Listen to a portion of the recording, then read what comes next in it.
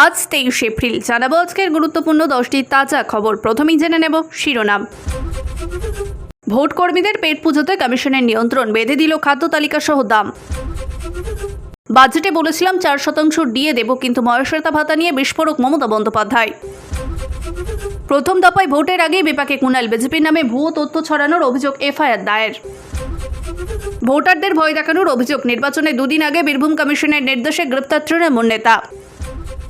প্রথম দফাতেই বাজিমাত করবে বিজেপি, সমীক্ষায় চাঞ্চল্য তথ্য। মদন, শুভেন, সুব্রতদের বাড়ি থেকেই গ্রেপ্তার করেছিলাম, সেই অখিলেশ দায়িত্ব পেয়েছেন নন্দীগ্রামে। ভোট নেই, কলকাতায় মদের দোকান বন্ধ করতে বলিনি, দ্য এক্সাইজ কমিশনের কাঁধে ঠেললেন মনোজ। মমতার স্বপ্ন ভাঙতে মরিয়া বিজেপি, পরের মুখ্যমন্ত্রী হিসেবে কার নাম নিলেন শাহ, তোলপাড় বঙ্গ রাজনীতিতে। বাংলায় দ্বিতীয় দফায় মোতায়েন হচ্ছে 2321 কোম্পানির কেন্দ্রীয় বাহিনী, কোন জেলা এগিয়ে জানুন আপডেট। বাংলার মাটিতে দাঁড়িয়ে ফেরাদাকে হুঁশিয়ারি, যোগীর ঊর্ধ্ব মন্তব্য, তোলপাড় রাজ্য রাজনীতিতে। আসছে বিস্তারিত খবরে।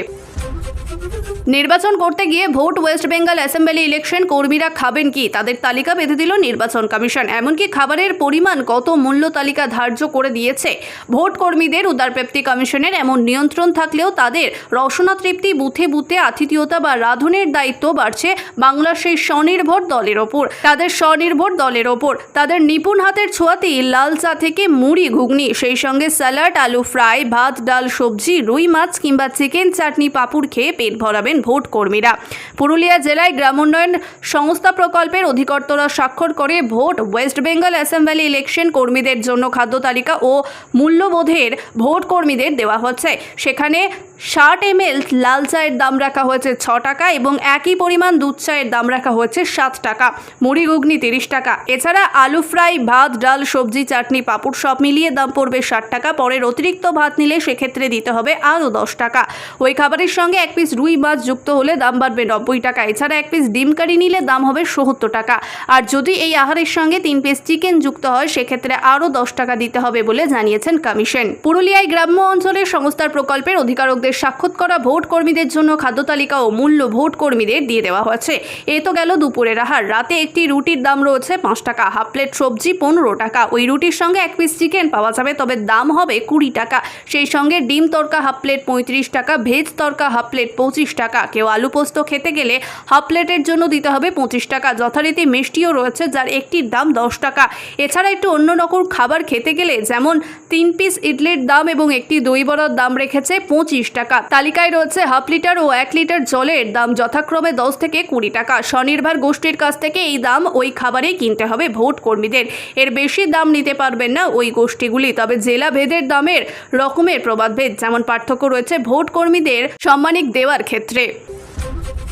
ফেব্রুয়ারি মাসে বাজেট রাজ্যের কর্মচারীদের জন্য ভাতা বৃদ্ধির ঘোষণা করেছিলেন। 4% ডিএর বৃদ্ধি ঘোষণা করেছিলেন সরকার।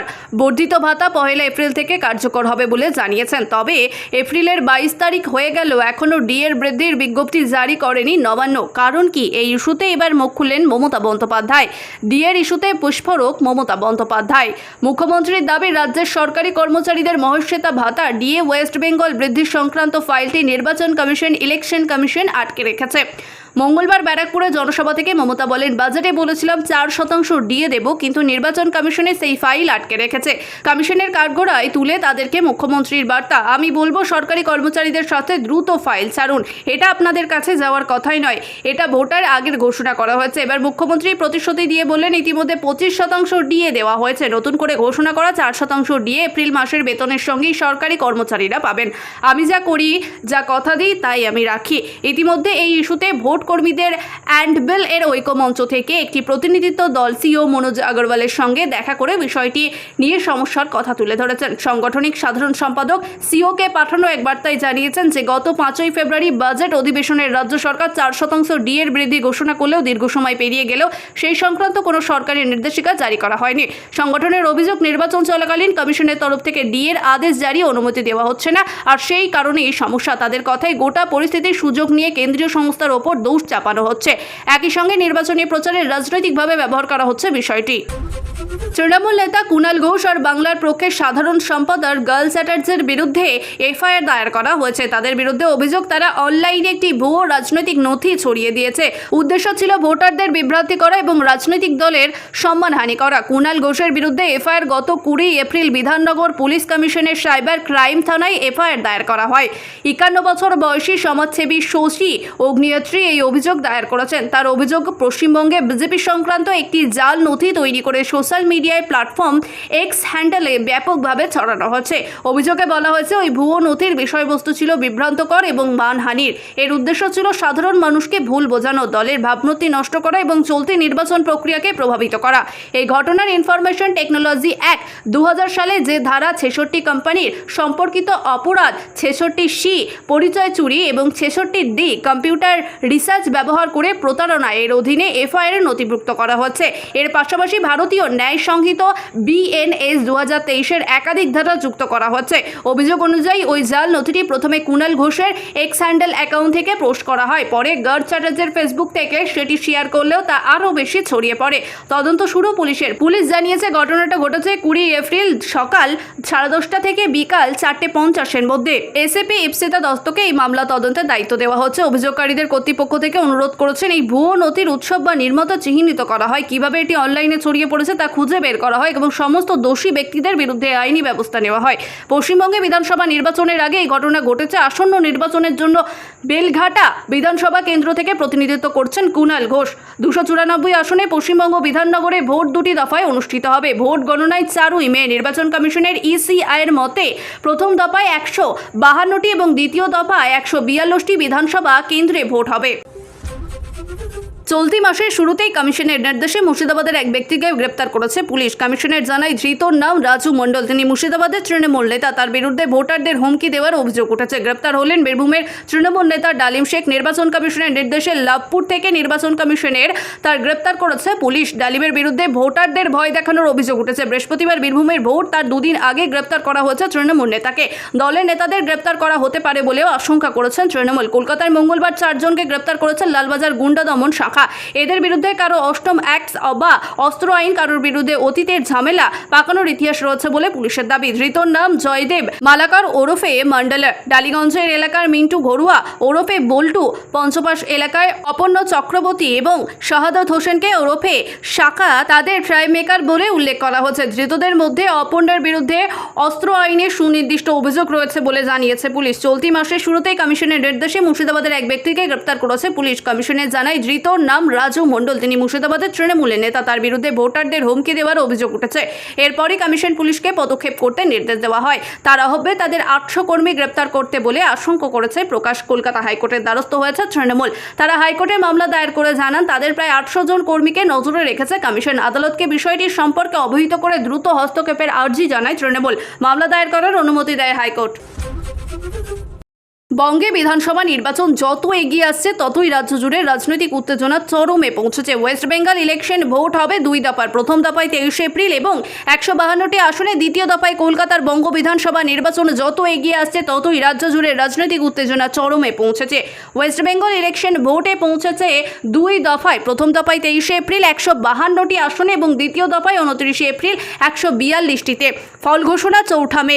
নির্বাচনের সবার নজর এখন প্রথম দফার দিকে। তবে এই আবহাওয়াতে রাজনৈতিক বিশেষজ্ঞদের সমীক্ষায় উঠে এলো চাঞ্চল্যকর তথ্য। রাজনৈতিক বিশেষজ্ঞদের বলেছেন, প্রথম পর্যায়ে বিজেপি 152-এর মধ্যে 100 থেকে 110টি আসন জিততে পারে।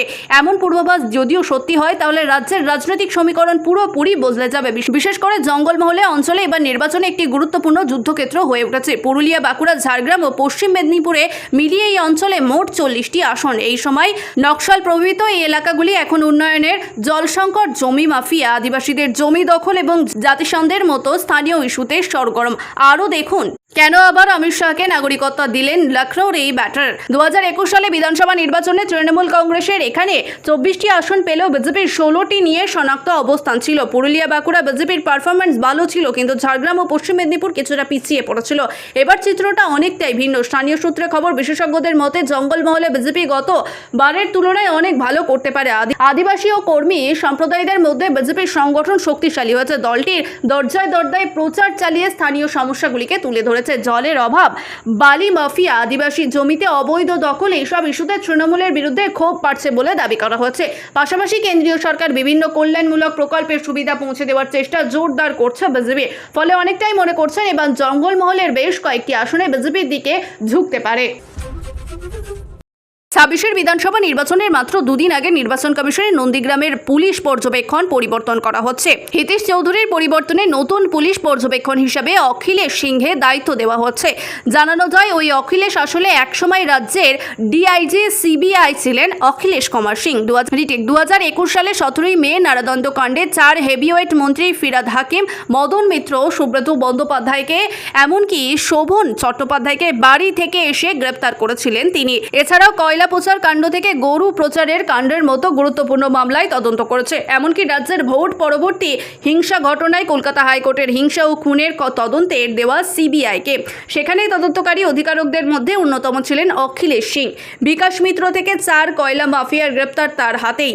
এখানেই শেষ নয়, আরও আছে। অখিলেশ কুমার সিং 2003-এর আসাম কাণ্ডের এসিআইয়ের অফিসার ছিলেন। এখানেই শেষ নয়, আরও আছে। অখিলেশ কুমার সিং 2003 সালে আসাম কাণ্ডের আইপিএস অফিসার ছিলেন। তিনি 2019 সালের মার্চ মাসে সিবিআইতে কলকাতায় ডিআইজি সিবিআই পদে নিযুক্ত হন। আর তারপর থেকেই একের পর এক গুরুত্বপূর্ণ কেসের তদন্ত তিনি করে চলেছে। তাকে police model for meritorious award দেওয়া হয়েছে। রাজনৈতিক মহলের ধারণা, নন্দীগ্রামে কোনো সমস্যা হলে তার রদবদল করতে পারবে। মূলত গতবারের মতো এবার নন্দীগ্রাম হলো অন্যতম হাই স্পিড বিজেপি নেতা শুভেন্দু অধিকারীর খাস তামলুক, এবং তৃণমূল এখান থেকেই দাঁড় করিয়েছে শুভেন্দুর ঘনিষ্ঠ পবিত্র কর। 23 এপ্রিল বাংলার প্রথম দফার নির্বাচন কমিশনের 3 দিন আগে গোটা রাজ্যে বন্ধ হয়ে গেছে মদের দোকান। যে এলাকায় ভোট নেই, কেন সেখানের ক্ষেত্রেও একই নিয়ম লঙ্ঘন করা হবে তা নিয়ে চর্চা চলছে। মঙ্গলবার সন্ধ্যায় এই বিষয়ে কার্যত বিস্ময় প্রকাশ করলেন রাজ্যের মুখ্য নির্বাচন অধিকারক মনোজ আগরওয়াল। তার দাবি, যে এলাকায় ভোট সেই এলাকায় মদের দোকান বন্ধ হওয়ার কথা, কিন্তু গোটা বাংলায় কেন বন্ধ করা হচ্ছে তা নিয়ে তিনি জানান না। ঘটনার দায় এক্সাইজ কমিশনের কাঁধেই ঠেললেন মনোজ। ঠিক কি বলছেন মনোজ আগরওয়াল? এদিন তিনি বলেন, নির্বাচন কমিশন ইসিআই এর নিয়ম হলো, যেখানে ভোট রয়েছে সেখানে 48 ঘন্টার আগে মদের দোকান বন্ধ করতে হবে। প্রথম দফায় ভোট গ্রহণ হবে 152টি আসনে, সেখানে আজ থেকে মদের দোকান বন্ধ হয়ে যাওয়ার কথা। এটি প্রশ্ন উঠছে, তাহলে কলকাতা সহ গোটা রাজ্যে কেন বন্ধ করা হচ্ছে মদের দোকান? এটি একরাশ বিস্ময় প্রকাশ করলেন তিনি।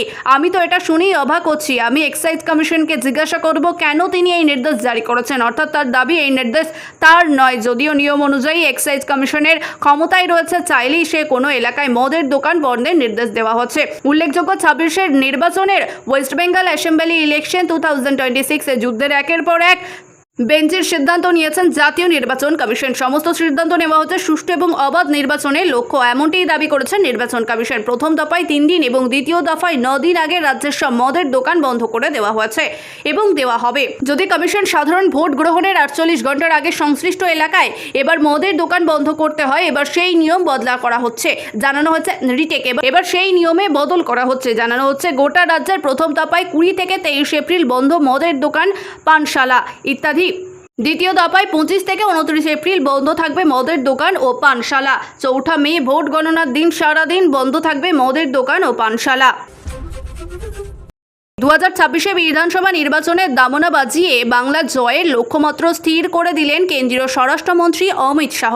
মঙ্গলবার এদিন জনসভা থেকে তৃণমূল পরিবারতন্ত্র নিয়ে নজরবিহীন আক্রমণ শোনালেন তিনি। শাহ জানিয়ে দিলেন, বাংলার পরবর্তী মুখ্যমন্ত্রী হিসেবে মমতা বন্দ্যোপাধ্যায় যাকে ভাবছেন, সেই ভাইপো অভিষেক বন্দ্যোপাধ্যায় কোনোভাবেই নবান্নতে আসতে পারবেন না এবং বসতে পারবেন না। অমিত শাহ এদিন সরাসরি অভিযোগ করেন, মমতা বন্দ্যোপাধ্যায়কে কেবল তার ভাইপো মুখ্যমন্ত্রী করার লক্ষ্য সরকার চালাচ্ছেন। তিনি বলেন, বলেন, মমতা দিদি চান তার ভাইপোর ক্ষমতায় আসুক, কিন্তু বিজেপি চাই বাংলার ক্ষমতায় আসুক ভূমিপুত্র।